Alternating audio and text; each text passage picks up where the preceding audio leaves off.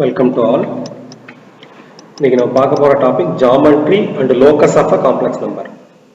Geometry அப்படின்னாலே ஜாமெட்ரிக்கலா சொல்றது, ஒரு காம்ப்ளெக்ஸ் நம்பரோட ஜாமெட்ரிக்கலா சொல்றதுல அதான் geometry. Locus of a complex number என்னன்னு பார்த்தோம்னா, let Z be a variable complex number. அதான வேரியபிள் காம்ப்ளெக்ஸ் நம்பர் அப்படின்னா காம்ப்ளெக்ஸ் நம்பர் இசட்டோட வேல்யூ மாறிக்கிட்டே இருக்கும். வேரியபிள்னாலே மாறிக்கிட்டே இருக்கும் அர்த்தம். இப்போ இசட்டுங்கிறது வேரியபிள் காம்ப்ளெக்ஸ் நம்பர்னா இசட்டோட வேல்யூ மாறிக்கிட்டே இருக்கும்னு அர்த்தம். Let the point P denote the complex number Z in organ plane. Zங்கிற காம்ப்ளெக்ஸ் நம்பரை Pங்கிற பாயிண்ட் ரெப்ரசென்ட் பண்ணுதுன்னு வச்சுக்கோங்க. ஒவ்வொரு காம்ப்ளெக்ஸ் நம்பருமே பாயிண்ட் தானங்க. Zங்கிற காம்ப்ளெக்ஸ் நம்பரை Pங்கிற பாயிண்ட் ரெப்ரசென்ட் பண்ணுதுன்னு வச்சுக்கோங்க. இதுல ஆர்கன் பிளேன்ல. So whenever Z changes, the point P moves. Right தானே? Zங்கிறது வேரியபிள் காம்ப்ளெக்ஸ் நம்பர். அப்ப Zோட வேல்யூ மாறிக்கிட்டே இருக்கும். Zோட வேல்யூ மாறுதுன்னா Pங்கிற பாயிண்ட் மாறுதுன்னு அர்த்தம். Pங்கிற பாயிண்ட் மாறுதுன்னா P வந்து மூவ் ஆகுதுன்னு அர்த்தம்.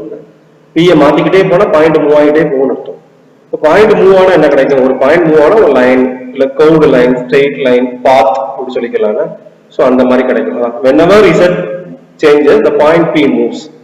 If the point P moves under some mathematical conditions, then the path of point P is called locus of the complex number Z. சரி, point P move ஆகுது இல்லையா, அது ஏதோ some mathematical condition படி move ஆச்சுன்னா, சாதாரணமா மூவ் ஆகாம condition படி மூவ் ஆச்சுன்னா அந்த பாயிண்டோட பாத்துக்கு பேர் தான் locus of complex number Z. நல்லா புரிஞ்சுக்கோங்க, Zங்கிறது ஒரு வேரியபிள் காம்ப்ளெக்ஸ் நம்பர். Zோட வேல்யூ மாறிக்கிட்டே இருக்கு. Zங்கிற காம்ப்ளெக்ஸ் நம்பரை Pங்கிற பாயிண்ட் ரெப்ரசென்ட் பண்ணுது. Zோட வேல்யூ மாத்த Pங்கிற பாயிண்ட் மூவ் ஆகும். பாயிண்ட் மூவ் ஆனா என்ன கிடைக்கும்? ஒரு பாத்து கிடைக்கும், பாதை கிடைக்கும். அந்த பாத் வந்து அந்த பாயிண்ட் P வந்து மேத்தமெட்டிக்கல் கண்டிஷன் படி மூவ் ஆச்சுன்னா அந்த பாத்துக்கு பேரு locus. locus of the complex number Z னு சொல்லலாம், இல்ல locus of the point P னு சொல்லலாம். ஆனா P தான் Z, Z தான் P. every complex number is a point படிச்சிருக்கோம்ல, அதனால locus of the point P னு சொல்லலாம், இல்ல locus of the complex number Z னு சொல்லலாம். அப்போ பாயிண்ட் மூவ் ஆகுது கண்டிஷன் படி மூவ் ஆச்சுன்னா, some mathematical condition படி மூவ் ஆச்சுன்னா அந்த பாத் ஆஃப் த பாயிண்ட்க்கு பேர் தான் என்னது? லோகஸ் அப்படின்னு வச்சுக்கோங்க. சரி, இப்போ நம்ம சர்க்கிள்னா என்னன்னு பார்ப்போம். சர்க்கிள்னா என்ன? சர்க்கிள் எப்படிங்க கிடைக்கும்? ஒரு பாயிண்ட பிக்ஸ் பண்ணிக்கணும், இன்னொரு பாயிண்ட மூவ் பண்ணணும்.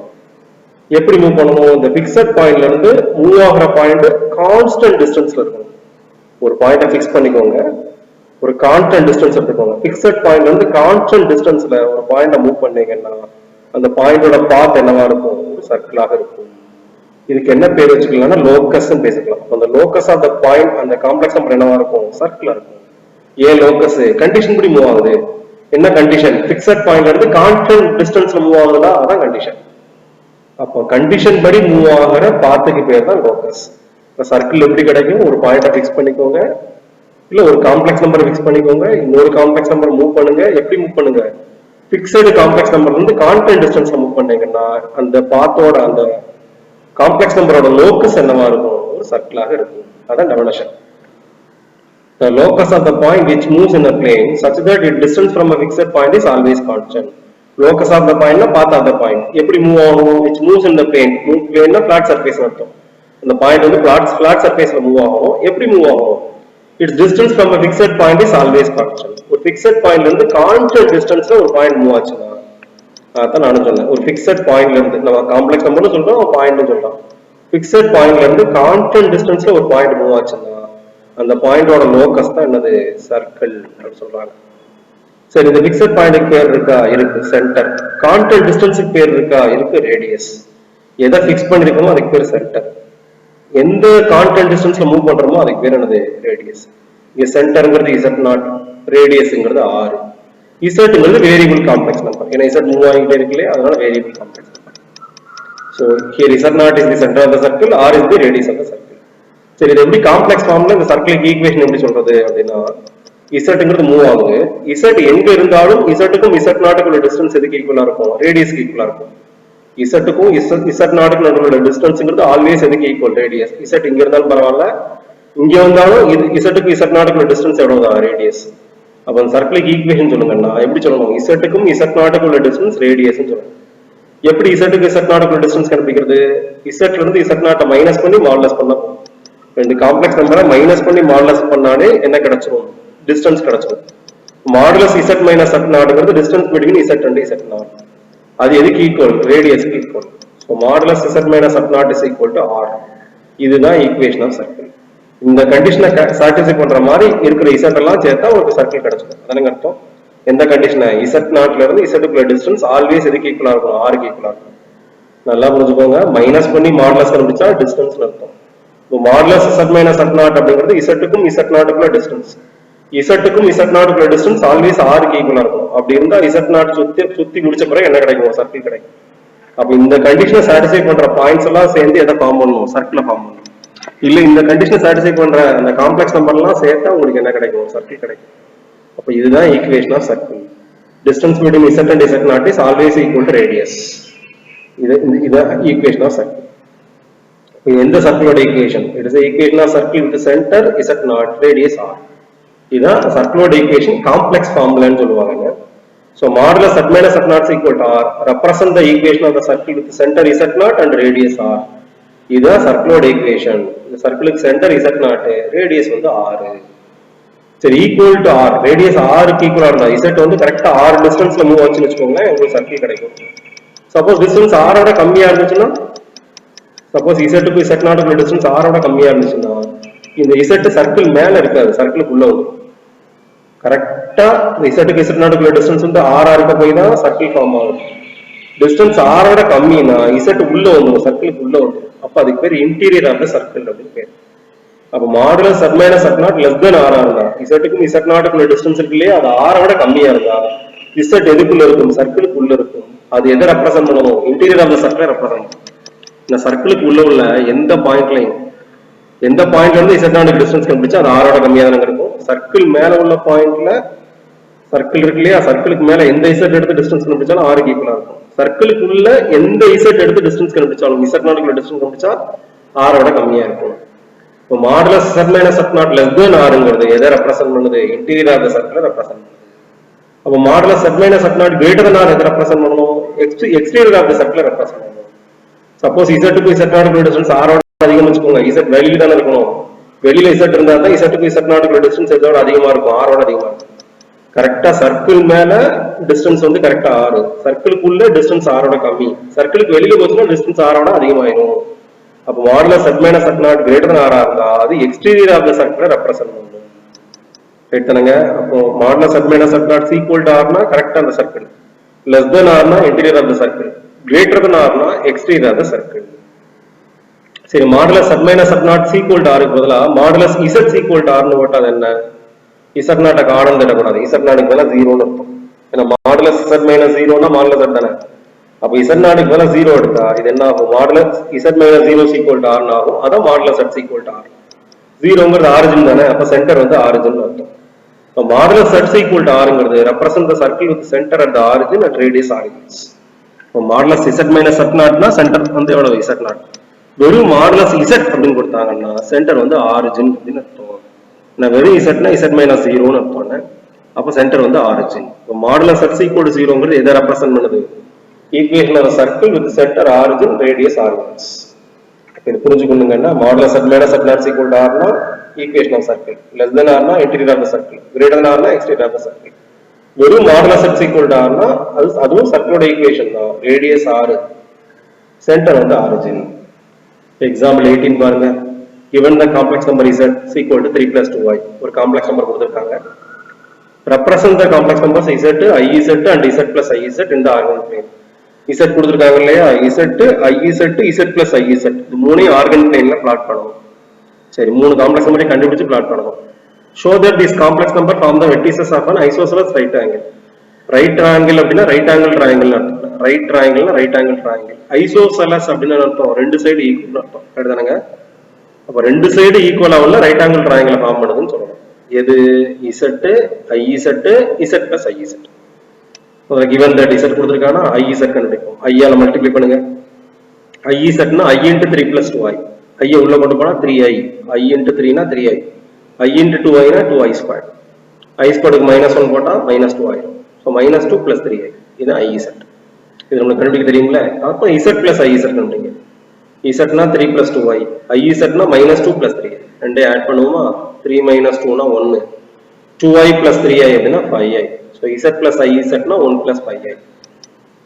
அப்போ மூணு காம்ப்ளெக்ஸ் நம்பரையும் கண்டுபிடிச்சாச்சு. Z தெரியும் 3 plus 2i, IZ தெரியும் minus 2 plus 3i, Z plus IZ தெரியும் 1 plus 5i. மூணுமே மூணு complex number. Every complex number represent a point தானே. மூணு காம்ப்ளெக்ஸ் நம்பரே ஒரு மூணு பாயிண்ட் ரெப்ரசென்ட் பண்ணதா வச்சுக்கோங்க. Let the points A, B, C represent Z, Z plus IZ and IZ in the ordered plane represent respectively. Z complex number Aங்கிற பாயிண்டும் Z plus IZ Bங்கிற பாயிண்டும் IZ Cங்கிற பாயிண்ட் ரெப்ரசென்ட் பண்ணதா வச்சுக்கோங்க. இந்த மூணு காம்ப்ளெக்ஸ் நம்பரையும் ஒரு மூணு பாயிண்ட் ரெப்ரசென்ட் பண்ணும். இப்போ நம்ம என்ன பண்ணுவோம், இந்த மூணு பாயிண்ட்டுக்கும் எந்த ரெண்டு பாயிண்ட்டுக்குள்ள டிஸ்டன்ஸ் கண்டுபிடிக்கணும்னா ஏக்கும் பிக்குள்ள டிஸ்டன்ஸ், பிக்கும் சிக்குள்ள டிஸ்டன்ஸ், சிக்கு ஏக்குள்ள டிஸ்டன்ஸ் கண்டுபிடிச்சு அது எதை ஃபார்ம் பண்ணுதுன்னு சொல்லுவோம். ஐசோசெலஸ் ரைட் ஆங்கிள் ஃபார்ம் பண்ணுதுன்னு சொல்லுவோம். ஏக்கும் பிக்கு எப்படி டிஸ்டன்ஸ் கண்டுபிடிக்கிறது, ரெண்டு பாயிண்ட்டுக்குள்ள டிஸ்டன்ஸ் கண்டுபிடிக்கணும்னா அந்த ரெண்டு கரஸ்பாண்டிங் காம்ப்ளெக்ஸ் நம்பரை மைனஸ் பண்ணி மாடுலஸ் கண்டுபிடிக்கணும். இப்போ ஏக்கும் பிக்குள்ள டிஸ்டன்ஸ் வேணும்னா ஏங்கிறது இசட், பிங்கிறது இசட் பிளஸ் ஐஇசட் ரெண்டையும் மைனஸ் பண்ணி மாடுலஸ் எடுக்கணும். That's all. இப்போ ஏபினா modulus Z minus Z plus I Z. சொல்றது புரியுதுங்களா? இசட்ங்கிற காம்ப்ளெக்ஸ் நம்பர் வந்து இசட் பிளஸ் ஐஇசட் மைனஸ் பண்ணி மாடுலஸ் எடுத்தா ஏக்கும் பிக்குள்ள டிஸ்டன்ஸ் கிடைக்கும். எப்பவுமே ரெண்டு காம்ப்ளெக்ஸ் நம்பரை மைனஸ் பண்ணி மாடுலஸ் எடுத்தாலும் டிஸ்டன்ஸ் கிடைக்கும். மறந்துடக்கூடாதுன்னா அப்ப என்ன பண்ணுவோம், இசட்டுங்கிற மாற்றியும் செஞ்சுக்கலாம். இசட் பிளஸ் ஐஇசட்ல இருந்து இசட் மைனஸ் பண்ணலாம், இல்ல இசட்ல இருந்து இசட் பிளஸ் ஐஇசட் மைனஸ் பண்ணலாம். ஏன்னா மாடுலஸ் தானே போட்டிருக்கோம், எப்படி மைனஸ் பண்ணாலும் ஆன்சர் சேம் தான். இப்போ இசட்டுக்கு தான் 3 plus 2i minus Z plus ஐஇசட்டுக்கு 1 plus 5i. மைனஸ் 1 கொண்டு போனா மைனஸ் 1 மைனஸ் 5i ஆயிரும். 3 minus 1னா 2, 2i minus 5i னா minus 3i. Modulus of 2 minus 3i, மாடுலஸ் எடுங்க. மாடுலஸ்னா root of real part square plus imaginary part square, root of 2 square plus minus 3d whole square. இப்போ 4 plus 9 வருமா, so root 13. இப்போ ஏக்கும் பிக்கு உள்ள டிஸ்டன்ஸ் ரூட் 13, அதாவது இசட்டுக்கும் இசட் பிளஸ் ஐஇசட்டுக்கு உள்ள டிஸ்டன்ஸ் ரூட் 13. அப்புறம் பிக்கும் சிக்கு உள்ள டிஸ்டன்ஸ் கண்டுபிடிக்கணும். பிங்கிறது இசட் பிளஸ் ஐஇசட், சிங்கிறது ஐஇசட். அப்போ இசட் பிளஸ் ஐஇசட்ல இருந்து ஐஇசட் மைனஸ் பண்ணி மாடுலஸ் பண்ணணும். ரெண்டு காம்ப்ளெக்ஸ் நம்பரை மைனஸ் பண்ணி மாடுலஸ் கண்டுபிடிச்சா டிஸ்டன்ஸ் கிடைக்கும். பிக்கும் சிக்கு உள்ள டிஸ்டன்ஸ் வேணும்னா modulus of Z plus I Z minus I Z. Z plus ஐஇசட்னா 1 plus 5i, வெறும் ஐஇசட்னா மைனஸ் 2 plus 3i. இந்த மைனஸ் காமனா போட்டு போனால இந்த மைனஸ் உள்ள கொண்டு போனா பிளஸ் 2 மைனஸ் 3i வந்துடும். 1 plus 2 3, 5i minus 3i na 2i, so 3 plus 2i. Modulus 3 plus 2i na root of 3 square plus 2 square, so root of 9 plus 4, இது எவ்வளவுதா root 13 தான். BC B க்கும் C க்குள்ள டிஸ்டன்ஸ் root 13 தான். அப்புறம் C க்கும் A க்குள்ள distance, C னா என்ன IZ, A னா என்ன அப்படின்னா Z. அப்போ C க்கும் A க்குள்ள டிஸ்டன்ஸ்னா IZ க்கும் Z க்குள்ள டிஸ்டன்ஸ். இப்போ IZ ல இருந்து Z மைனஸ் பண்ணி மாடுலஸ் எடுக்கணும். மாத்தியும் பண்ணலாம், Z ல இருந்து IZ மைனஸ் பண்ணி மாடுலஸ் எடுக்கலாம். சரிங்களா? IZ க்கு பதிலா minus 2 plus 3i minus Z க்கு பதிலா 3 plus 2i. எப்பவுமே மைனஸ் பண்ணும்போது இந்த காம்ப்ளெக்ஸ் நம்பருக்கு பிராக்கெட் போடுங்க, இல்லைன்னா தப்பாயிடும். ஸோ minus 2 plus 3i, இந்த மைனஸ் உள்ள கொண்டு போனா minus 3 minus 2i, minus 2 minus 3 னா minus 5, 3i minus 2i னா plus i. So modulus of minus 5 plus i. இதுக்கு மாடுலஸ் எடுத்தா root of minus 5 the whole square plus 1 square வரும். So minus 5 the whole square na 25, 25 plus 1 root 26. அப்போ AB, BC, CA எல்லாம் கண்டுபிடிச்சாச்சா, டயக்ராமாவும் represent பண்ணிக்கணும். இசட்டுங்கிறது 3 plus 2y, எப்பவுமே x ஆக்சிஸ்ல real number இருக்கும், y ஆக்சிஸ்ல purely imaginary இருக்கும். இது ரியல் ஆக்சிஸ், இது இமேஜினரி ஆக்சிஸ். அதனால தான் இதுக்கு ஆர்கன் பிளேன் பேரு என்ன, 3 plus 2y, xல 3, yல 2y, 3 plus 2y. இதுதான் இசட்டுங்கிற காம்ப்ளெக்ஸ் நம்பர், ஏங்கிற பாயிண்ட். சரி, பிங்கிற பாயிண்ட் இசட் பிளஸ் ஐஇசட், அதாவது 1 plus 5i, xல 1, yல 5i, இங்க வந்து 1 plus 5i. இதான் B. Bங்கிற பாயிண்ட் Z plus IZங்கிற காம்ப்ளெக்ஸ் நம்பர், அதாவது 1 plus 5i.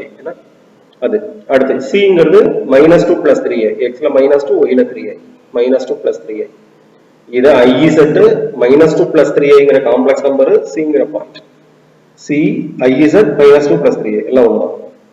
இப்போ போட்டு டயக்ராம் போட்டாச்சுல.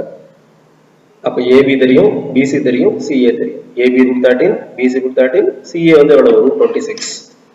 சரி, AB யும் BC ஈக்குவல் தானே from 1, 2. AB root 13, BC root 13. ரெண்டு சைடு ஈக்குவலா இருந்தாலே அது என்ன ட்ரையாங்கிள்? Isosceles triangle. ஐசோசெலஸ் ட்ரையாங்கிள்னால ரெண்டு சைடு ஈக்குவல் அர்த்தம். இப்போ from 1, 2 ABC equal to BC. So A, B, C form an isosceles triangle. So isosceles triangle form பண்ணுதுன்னு சொல்லியாச்சு. ரெண்டு சைடு ஈக்குவலா இருந்தாலே isosceles triangle. அப்ப ரைட் ஆங்கிள் ட்ரையாங்கிள் ஃபார்ம் பண்ணுதுன்னு சொல்லணும். அதுக்கு என்ன பண்றது, பிதாகரஸ் தியரத்தோட கண்டிஷன் இருக்குல்லையே, அதை செக் பண்ணி பார்க்கணும். From 1, 2 AB square plus BC square எவ்வளவுன்னா root 13 square plus root 13 square. அடுத்தது AB root 13, BC root 13. root 13 square na 13, again root 13 square na 13, 13 plus 13 26, 26 root 26 the whole square போட்டுக்கலாம் root 26 the whole square போட்டுக்கலாம் root 26 na CA from equation 3 அதெல்லாம் CA தான root 26 னு எடுத்துறோம் so CA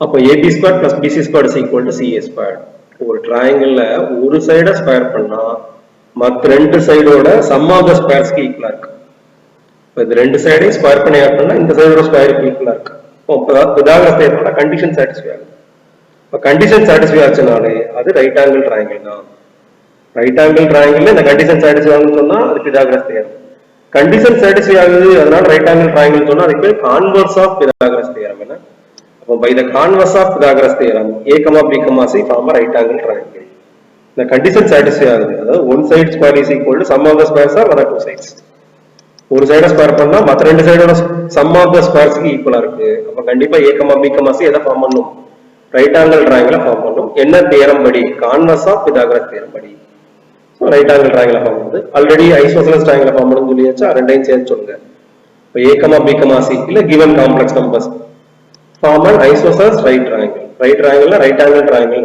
அப்ப அந்த மூணு complex நம்பரும் எதை ஃபார்ம் பண்ணுது ஒரு ஐசோசெலஸ் ரைட் ஆங்கிள் ட்ரையாங்கிளை ஃபார்ம் பண்ணுது ரெண்டு சைடு ஈக்குவலா இருக்கக்கூடிய ஒரு ரைட் ஆங்கிள் ட்ரையாங்கிளை ஃபார்ம் பண்ணுது இப்ப ஐசோசெலஸ்னா ரெண்டு சைடு ஈக்குவல்னு சொல்லுவோம் ரைட் ஆங்கிள் ட்ரையாங்கிள்னா இந்த கண்டிஷன் சாட்டிஸ்ஃபை ஆகுதுன்னு சொல்லுவோம் ரெண்டு சொன்னா அது isosceles right triangle given complex number form an isosceles right triangle